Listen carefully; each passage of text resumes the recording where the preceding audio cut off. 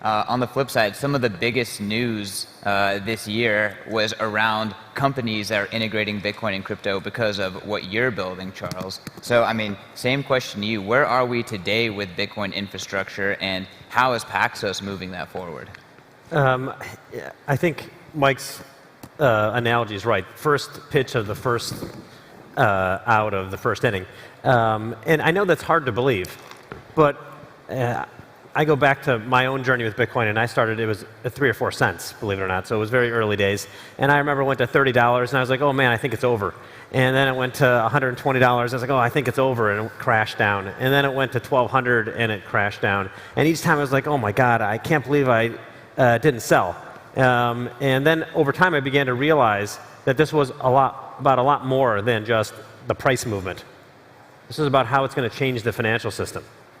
And to me, the most exciting part, and why we started Paxos, is to be the infrastructure layer that allows blockchain and allows Bitcoin to re-platform the whole financial system, which is, I think, what will happen. I think you can fast forward 10 years from now, and we've only just begun, because you can think 700 trillion of assets in the world, 440 trillion of net worth. What percentage of that has been put on a blockchain? What percentage does Bitcoin represent of that? Basically still zero. Still zero.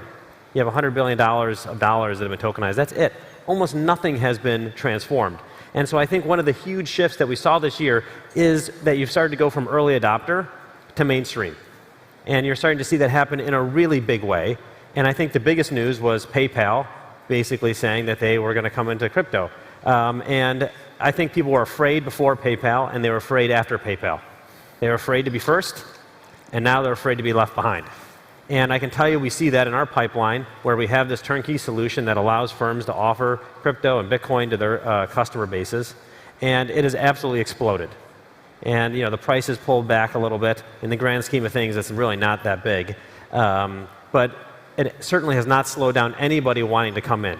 And I think that in 18 months, almost all of humanity will be able to have access to Bitcoin through a digital wallet.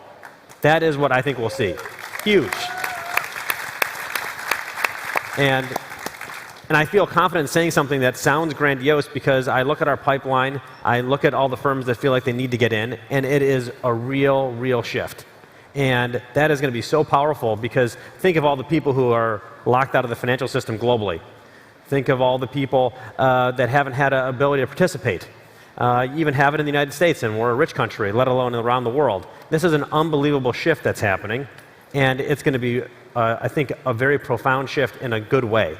And I think it's not easy to see that, because the price is at its high. Well, how much higher can this go? We're just getting started. I really believe that.